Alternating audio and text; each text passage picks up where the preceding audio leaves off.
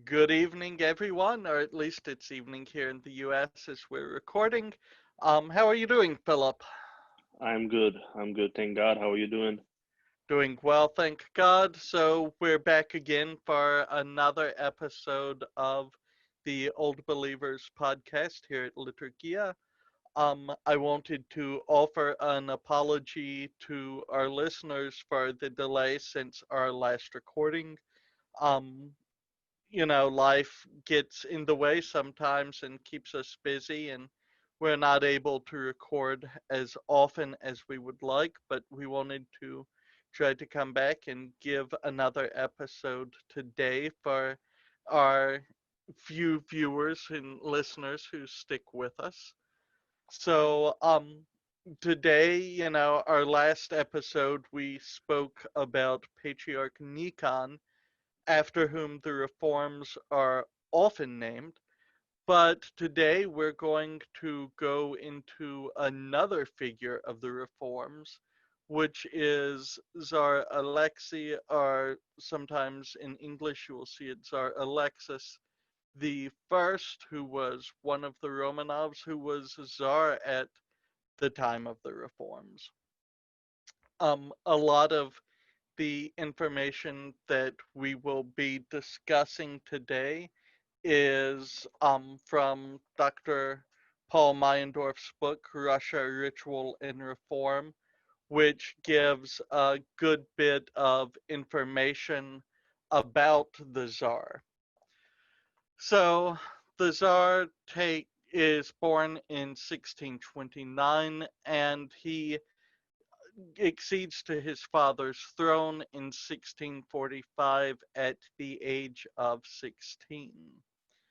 One of the things that we should know about these are leading into this is an openness to Western ideas, which comes from his tutor Morozov, who is in some sources named as Ivan Morozov. In some, he is Boris Ivanovich Morozov, who was a boyar in the Tsar's court. Um, People may also recognize his family name in that he was the brother-in-law of the nun Feodora, who, before being secretly tonsured as a nun, was the widow of his brother, known as Feodosia Morozova or Boyarina Morozova, who is the subject of a famous Russian painting and who is venerated as a martyr by the Old Believers. Um, Tsar Alexei's education was very much in the pattern of Russian education at the time.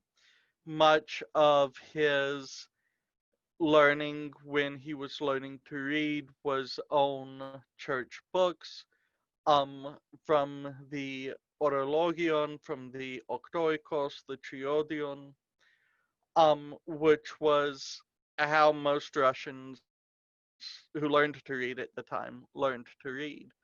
Um, but he was educated to be very open to Western ideas and also as something of a Grecophile. Um, Most sources indicate that he was very pious, that he would go and spend hours in church. He would go before the beginning of the services and stay throughout the entirety.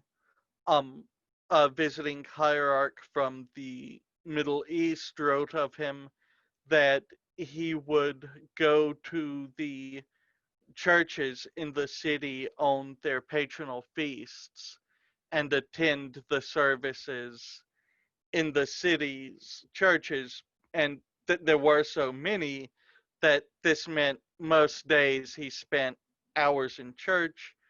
that during the fasts, which he observed strictly, he would do between 1,000 and 1,500 prostrations on his own in his royal apartments, not counting the ones done in church.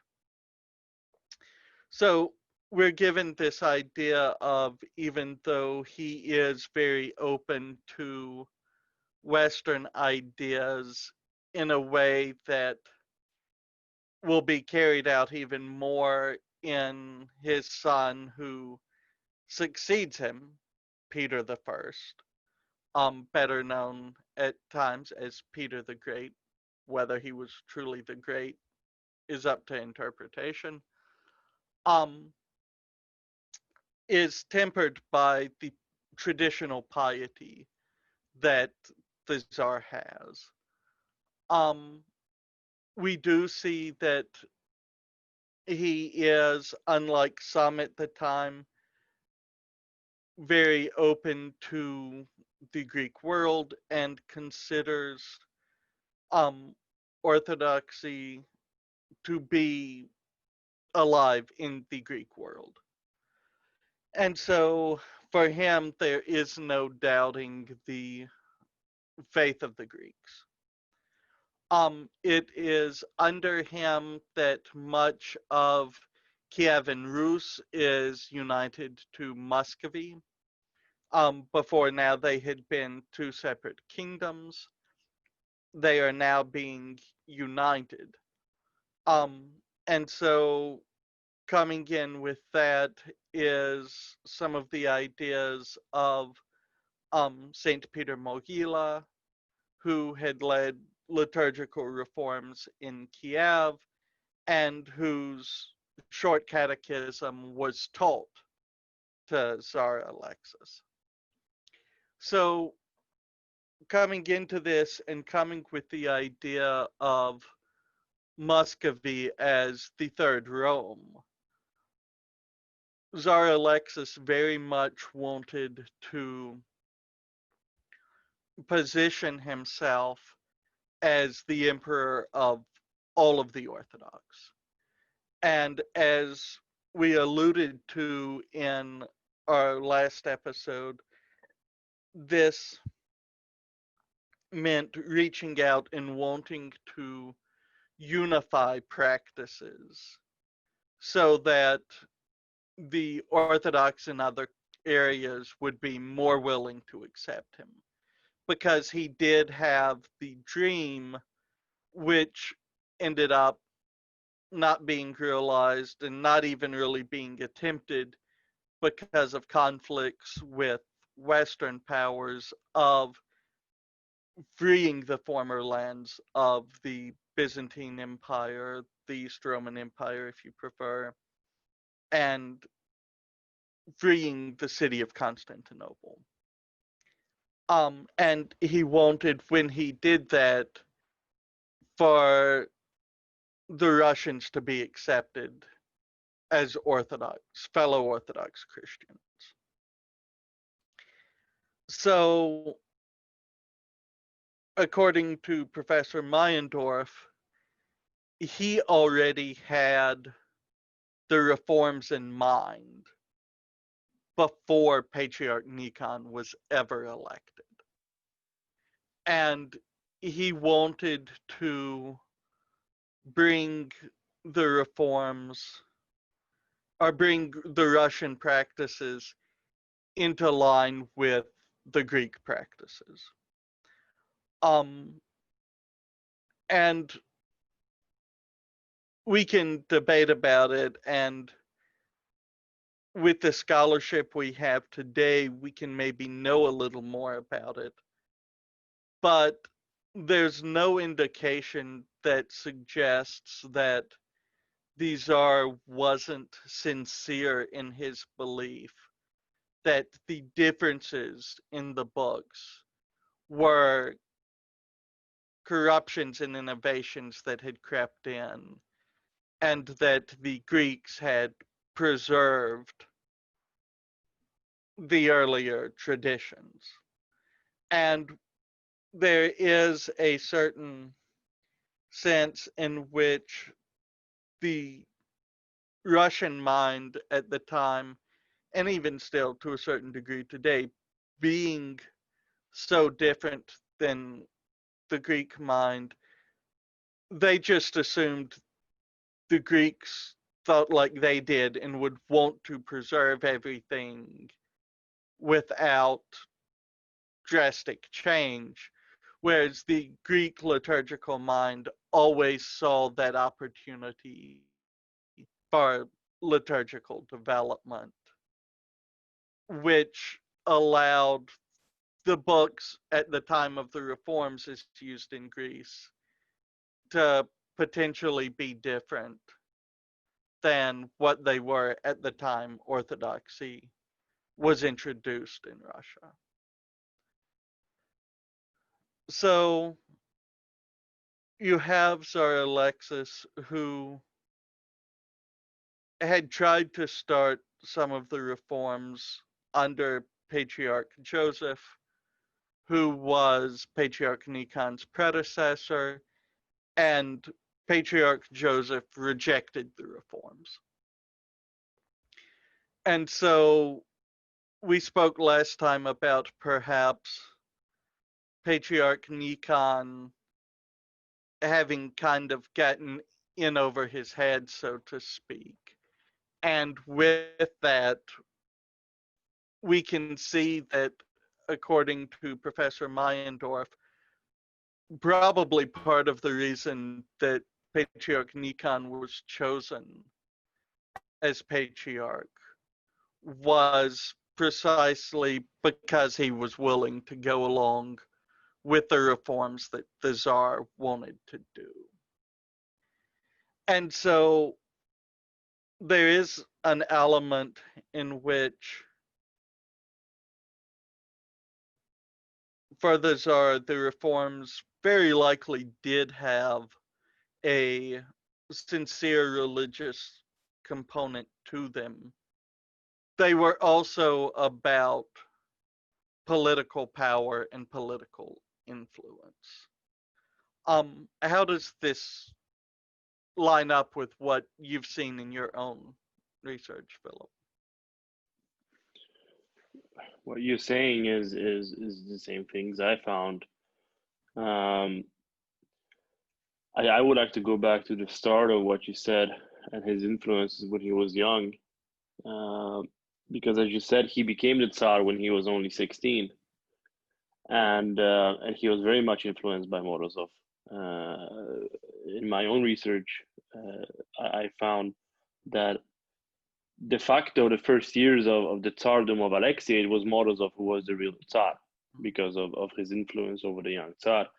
And I read somewhere that while the Tsar was studying astrology, cosmology, history, grammar, then Morozov took care of the political side of things. And I think that the person of Morozov, at least in my understanding, hasn't been blamed or somehow that much for the reforms, or they haven't been attributed to him that much. And I think that there needs to be maybe a reevaluation of that, because I do feel that he was much more influential than we think. And especially what you said with the young Tsar being so open towards the West, we read that he was learning foreign Western languages. So it's in many ways it almost feels like Morozov was somehow a disciple of Mogila in some indirect way, having a admiration for Western way of study and Latin language and so forth. So I'm not sure there was any connection, but I mean, Kiev was very close to Muscovy in all aspects, so that could be a potential red line or continuation of actually what Mogila, Saint Peter Mogila, started in Kiev. And And I'm sorry, go ahead. go on. Sorry, yeah, no, go on. Yeah. I think what you're saying is dead on, and it was one of the notes that I made kind of as a question as I was preparing notes for today's episode, is that with the absorption of Kiev at the time, beyond just wanting to form a stronger connection with Constantinople and the Greeks, it very well could be also a desire to cement the connection with Kiev, with the idea of Kiev being, in a certain sense, the elder of the two Ruses. The greatest of all Russian cities is what it's called today in Right. Russia. And so maybe there's also that sense of, well, maybe Kiev has preserved, or St. Peter Mogila has restored that original tradition as the elder Rus, that Muscovy, if it wants to truly claim the position as the head of Russia, has to absorb that tradition as well. Yeah, I think there's certainly something to it, and definitely you're spot on with that connection and us thinking. I think we both are. And you spoke about how religious Alexei was, or it is reported that he was religious, and we find out among many things that he actually loved to study the church fathers, and especially he liked Saint John Chrysostom. And there's an interesting letter that he wrote when the son of Prince Nikita died in Moscow. He wrote a letter to the son, sorry, to Nikita because of his son, and he wrote, and this is a quote, just to show you the depth of his theological mind. This is a quote. He wrote, "Rejoice, be joyful that the will of God has happened, that the Lord is in his love took him. Accept with joy your suffering, and not with sadness and anger on the entire world. One should not be sad or in despair. Cry one must, of course, but not too much so as to not anger God." End quote. And I think it's sometimes we are presented this idea by some old believers perhaps, or even others who maybe oppose the reforms, that all the reformers were somehow godless savages who only wanted to kill people, or just have more power. And that may be true. I'm not saying that some of them were not, but it's very clear that Tsar Alexei was a Christian man. I think there's no doubt about that. And as you said, his longing for the reforms, his ideas, I believe personally they were very pure. I think that he truly believed them to be correct, and I mean he believed it to be the right thing to do. And another interesting thing we can read, there was a German trader who visited Moscow, and he wrote a letter back to Germany to his family, and he wrote, quote, "Tsar Alexei is such a ruler which all Christian nations will want, but few have," end quote. So we see here even Germans admired his spirituality and his somehow devotion to the church, which is I find it very interesting and very very very fascinating that he's basically described as a holy man, and there even is. I will just give you a last story before you can take over. When there was a story going around that when they were out in the woods hunting, a bear appeared in front of Tsar Alexei, and everyone ran off. And it just the bear and Tsar Alexei stayed, and the bear didn't attack Tsar Alexei because of his holiness, uh, reportedly. So it might be fake news. I'm not sure, but it's definitely reported, and I think this shows that many people saw him as very pious and spiritual. So I just wanted to point that out. Absolutely. And I think that, sometimes in our modern mindset, we have this idea that the political motivation and sincere religious motivation can't go hand in hand. And I think that at the time, the mindset was that they absolutely could. because, the Tsar was raised to think of himself as the emperor of all Orthodox Christians, to see the earthly kingdom as a reflection of the heavenly one. Yeah. And so, whether we agree with his ideas of the reforms or not, I think that we have to be careful divorcing the political motivation from the religious motivation. I think, if anything, this truly shows us how Muscovy, how Rus of this time was really a continuation of the Eastern Byzantine Empire, where the emperor was seen as, there's even some saints who said that the emperor is above the canons of the church. He was seen as a God-given leader, and you clearly see this continuation in Muscovy after the fall of Constantinople, and I think that's very, very interesting and very, very fascinating, because state and church was one. There was no Mm-hmm. separation as we know it today. So, like you just said, that the spiritual and the political, it was one and the same in the minds of most people, and especially in the mind of the Tsar himself. It was one and the same. And then in 1656, Paul of Aleppo, the deacon, he writes that there were some Greek merchants visiting Moscow, and the Tsar on Easter spoke to them specifically that his heart is broken, and that he suffers with the Greek people, and that it is his. I can quote what he actually said. He said that, uh, quote, "My heart is broken over the enslavement of those poor people who are under the power of the enemies of the faith. God, may his name be glorified, will call me to account for them on the day of judgment, because having the possibility to free them, I neglected. All I have taken on myself the obligation that if it will be pleasing to God, I will sacrifice my army, my treasury, and even spill my own blood for the liberation of them." End quote. And here we see when he says that God has somehow put it on him to save the people of Constantinople. It's very clear that he's taking this. He's somehow in enforcing this, his role of the Tsar of all the Christians, as you said before, right?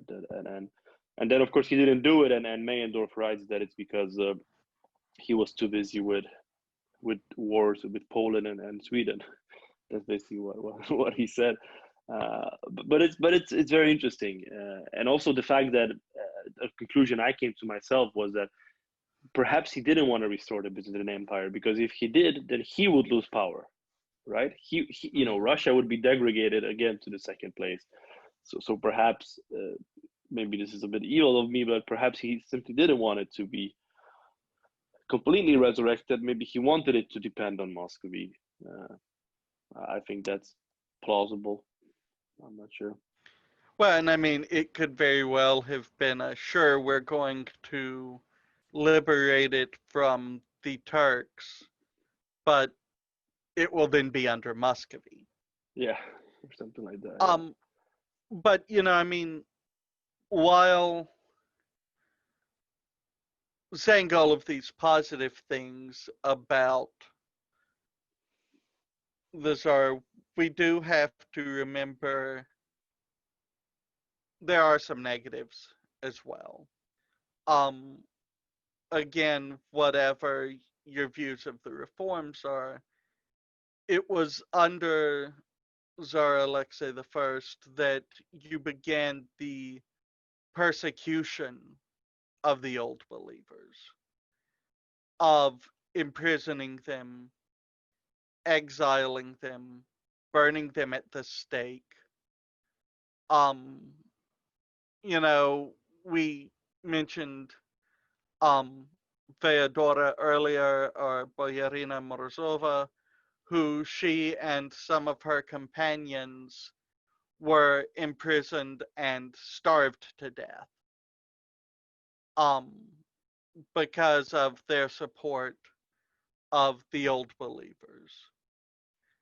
Um we know that the Archpriest of Akum was burned at the stake for insulting the Tsar.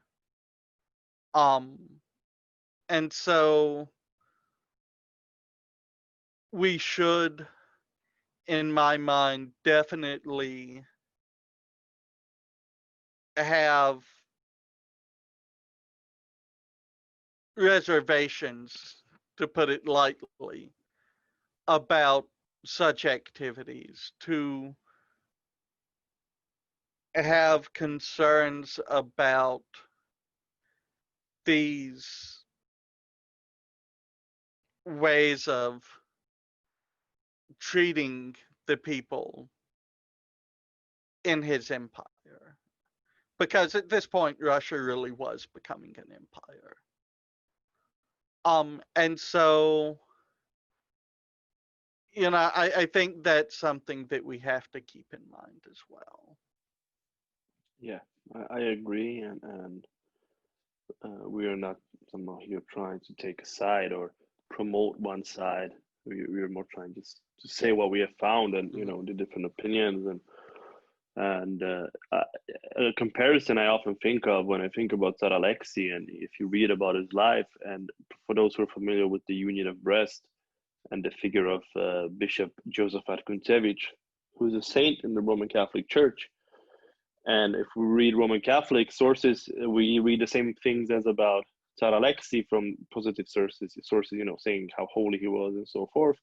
Yet from other sources, we hear that he either killed himself or ordered the killing of people who refused to somehow join the union or embrace his movement. I can't remember who wrote this, but they wrote about Kuntsevich, and I think it could apply to Tsar Alexei as well. It was something in the lines of, their zeal for what they believed in became so somehow they became so obsessed with doing what they thought was right, that it just flipped completely and became something evil at some point.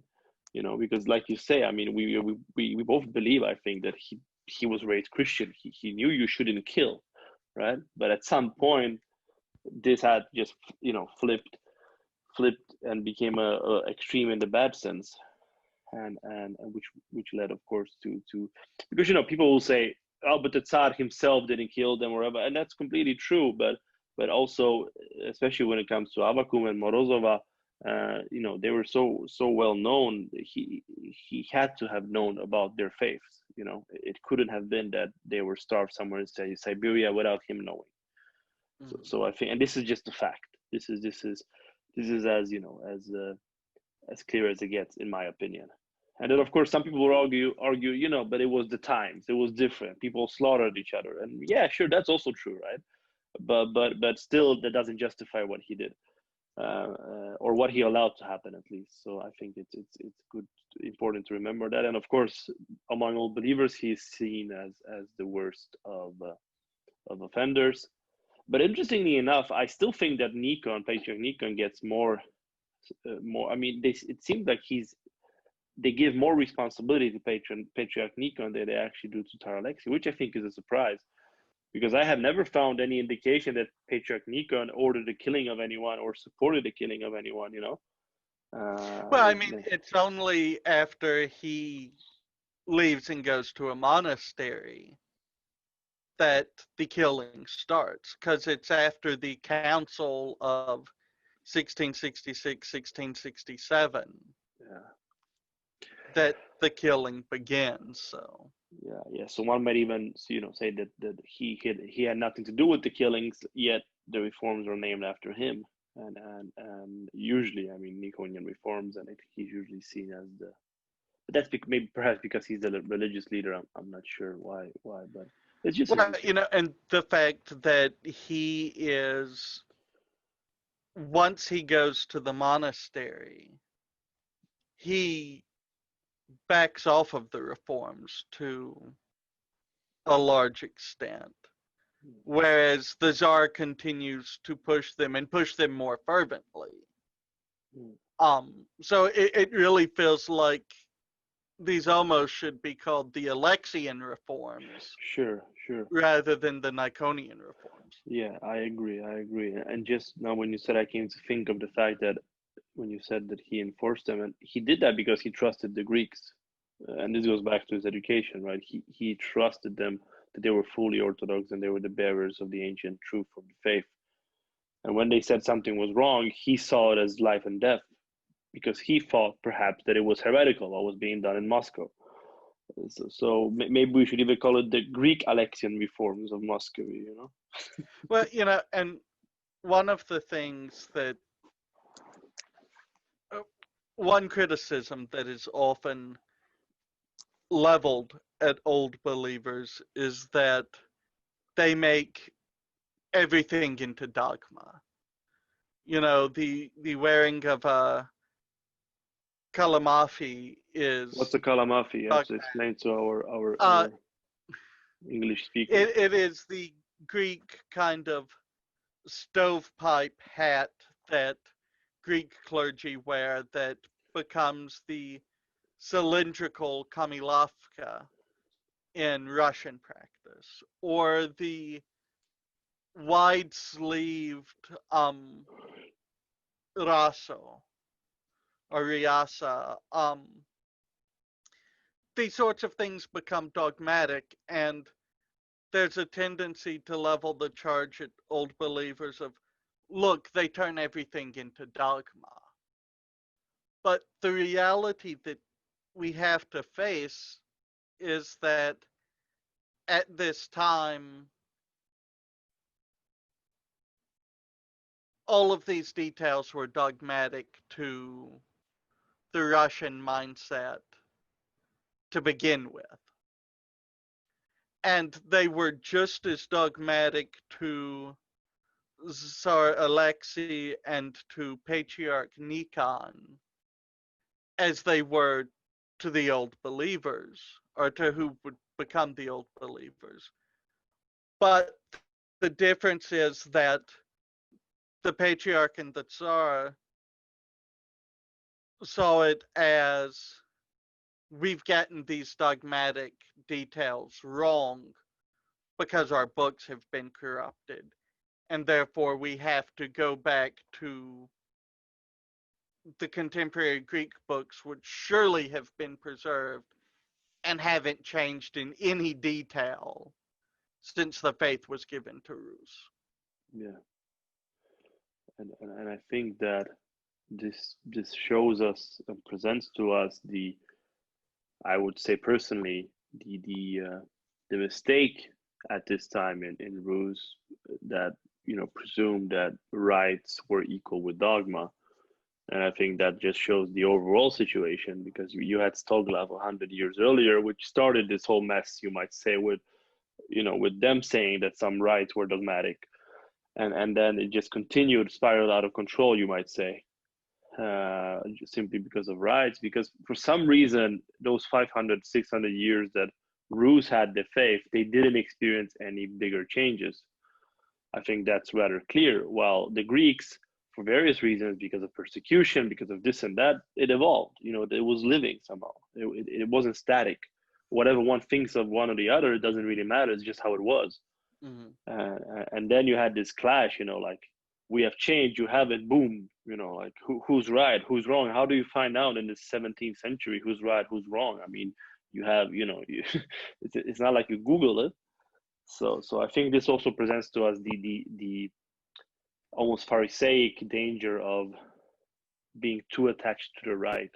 But again, it's understandable because it's simple people in 400 years ago, all they knew was how they prayed. So Mm-hmm. we shouldn't be too negative, but I think it's just a good symbol of how things can really get out of control if we focus too much on maybe the secondary things of the faith. Well, and I think here, to kind of pull into things, one, and I will mention her even though I don't have her clearance to do so. My wife looked at our YouTube page earlier and asked about why we have Latin on the banner of the YouTube page. And I'm like, wait, what Latin do we have? And it's the liturgical maxim that's, always held to be true. Lex orandi, lex credendi. The law of prayer is the law of belief, or the law of prayer determines the law of belief. Or to put it as a saint who is near and dear to my heart, phrased it, Saint Simon of Ochta, or Saint Simon Shliev, the rite is the clothing of the dogma. And so we always do have to realize that there's very much a close relationship between dogma and rite. But we can err, as in so many things in Orthodoxy, we can err quickly one way or the other to say, well, it really doesn't matter what the rite is because that doesn't affect dogma. Or we can say the rite is dogma instead of striking that balance between the two. Yeah, and I think that's where it became. That's where the mistakes were made. That there wasn't a balance between them. They were seen as one and the same. And like one old believer priest told me in Russia, like he's one united with Moscow Patriarchate, that rite and dogma are very close, very, but there's just like a small needle between them, that separates them, or a cone of rice, or whatever you want to, that makes them not completely stick together but basically be one and the same. But he acknowledged that there is a small somehow, because rites can develop, right, and they can somehow evolve or change. Well, the faith will not. So I think that's, and the reason I put it in Latin is because I think the original was said in Latin, and that's how it's known. So, but I will put it in Old Church Slavonic, not even Church Slavonic. Yeah. Yeah. So, but your wife is Greek. Your wife is Greek, so I mean, we could write it in Greek as well. So, I mean, I think that's it for Tsar Alexis today, unless you have. No, because it's getting too long again. And just quickly mention that we had a nice comment on our last video, very encouraging comment. And we were asked if we will speak about the various groups and in detail about the changes of the reforms, and we will do that very soon. I think we're getting there in the next few episodes, where we will really speak about, I think, what's most interesting to people, and that is the differences, and what is this blessing and this blessing and this and that and why. And so we will definitely get to that, and we will try to have some interviews as well, God willing, with some people from the old believer communities, and or even maybe some historians. We'll see what we will be able to get. So that's that. Please follow us. We have many followers. I'm surprised, but we could always have more. And you want to say something? Christos to everyone for listening and taking your time to be with us, and hopefully we haven't taken too much of it, and hopefully we'll have more for you to hear soon. Hopefully, yes, God willing. God bless you all. Thank you, specifically. So thank you, Justin. Thank you, Philip. Have a good night. You too, brother.